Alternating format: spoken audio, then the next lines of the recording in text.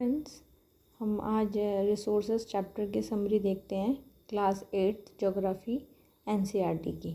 ठीक है, so start करते हैं। यूटिलिटी। सबसे पहले मैं आपको ये बता दूं, ये जो समरी है वो सबसे शॉर्ट समरी है।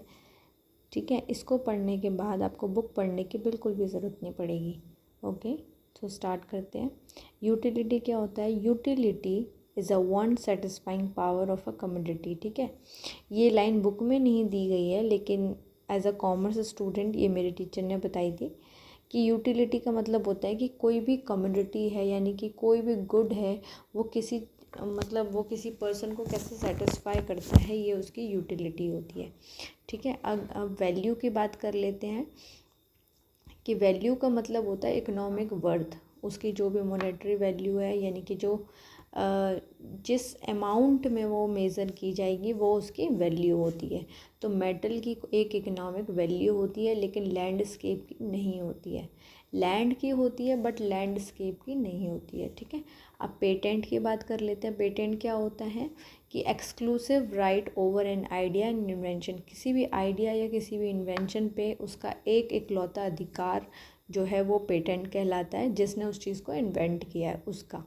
ठीक है, अब टेक्नोलॉजी, हम सभी को पता है टेक्नोलॉजी क्या होता है कि कोई भी चीज़ करने में या चीज़ बनाने में कोई भी लेटेस्ट नॉलेज या स्किल यूज़ की जाए, उसको टेक्नोलॉजी कहते हैं। अब रिसोर्सेज की बात करते हैं, तो टाइप्स ऑफ रिसोर्सेज।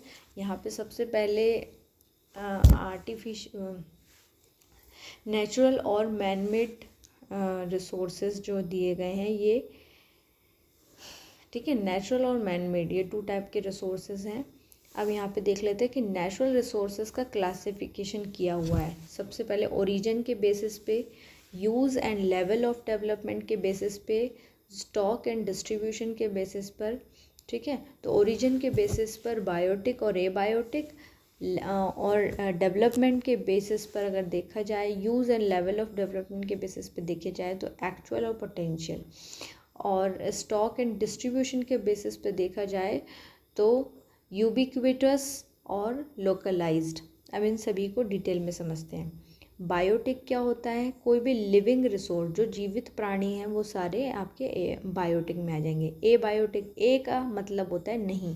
ठीक है, तो जो लिविंग नहीं है वो सारे आपके ए बायोटिक में आ जाएंगे, जैसे कि सॉइल, सनलाइट, ये सब। ठीक है, अब एक्चुअल क्या होता है? ऐसे रिसोर्स जिसकी क्वांटिटी हमें पता है और जिसकी क्वांटिटी नहीं पता। ठीक है, मतलब उसका अंदाज़ा लगा सकते हैं लेकिन उसकी एक्चुअल क्वांटिटी नहीं पता है, वो पोटेंशियल में आ जाएगा। ठीक है, पता है तो एक्चुअल, नहीं पता तो पोटेंशियल। अब क्यूबिक्यूबिटस क्या होता है? जो हर जगह मिलता है। ठीक है, जैसे कि एयर, आप ऐसे याद रख सकते हो कि एयर, या फिर ऐसे याद रख लो, जो गॉड है बहुत ही क्यूट है। ठीक है, गॉड है, क्यूट है, तो गॉड सब जगह है ना, ऐसे समझ लो। तो जो भी चीज़ सब जगह है वो क्यूबिक्यूटस है, यूबिक्यूटस है। वो सारे आपके किस में आ जाएंगे? जो सब जगह मौजूद हैं वो आपके यूबिक्विटस हैं। ठीक है, लोकलाइज्ड क्या हो जाएंगे? लोकलाइज्ड जो किसी पर्टिकुलर प्लेस पे मिलते हैं, किसी लोकल एरिया, किसी सिंगल एरिया पे मिलते हैं। जैसे आयरन और सब जगह नहीं है, गोल्ड सब जगह नहीं है, बट किसी पर्टिकुलर प्लेस पे ये मौजूद है। ठीक है, तो ये लोकलाइज्ड में आ जाएंगे। अब मैन मेड रिसोर्सेज देख लेते हैं। मैन मेड या ह्यूमन मेड रिसोर्सेज, तो ऐसी रिसोर्सेज जो इंसान ने बनाई हैं, become resource after changing is originality. Means वो ओरिजिन उनका नहीं था, उनको ऐसे रिसोर्सेज जिन्हें चेंज करके ह्यूमन ने मॉडिफाई करके उसको यूज़ में लाया है, तो ऐसी चीज़ क्या कहलाएगी? ह्यूमन मेड रिसोर्स, मतलब इंसान ने बनाया उसे, ऐसे रिसोर्स। अब ह्यूमन भी खुद एक रिसोर्स है, क्योंकि ह्यूमन नेचुरल रिसोर्स आ जाएगा। ह्यूमन कौन है? Natural resource.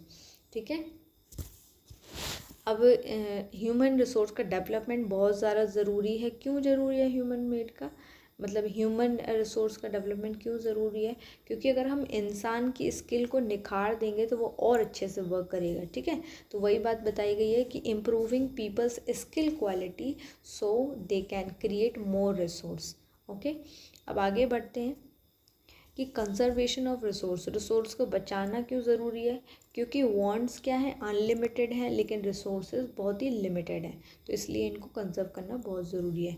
तो using resources carefully and giving them time to get renewed, कुछ ऐसे रिसोर्स हैं जो रीन्यू हो जाते हैं, जैसे कि वाटर हो गया, ठीक है, तो रिन्यू हो जाता है, इनको क्या करना है, वापस से यूज़ करने के लिए हमें पहले इसको कैसे रखना होगा, उसको बचा के रखना होगा, कंजर्व करना होगा, ठीक है। तो यही बोला गया है कि हमें रिसोर्सेज को अच्छे से बचा के रखना चाहिए। अब सस्टेनेबल डेवलपमेंट देख लेते हैं।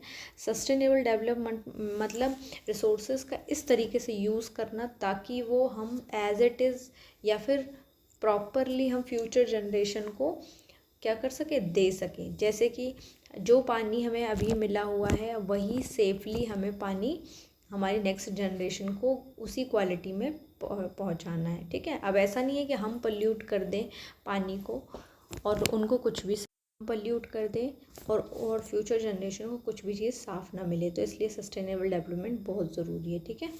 अब प्रिंसिपल ऑफ सस्टेनेबल डेवलपमेंट, किन सिद्धांतों के मतलब कैसे प्रिंसिपल्स हम यूज़ करें, कैसे रूल से यूज़ करें ताकि सस्टेनेबल डेवलपमेंट हो सके।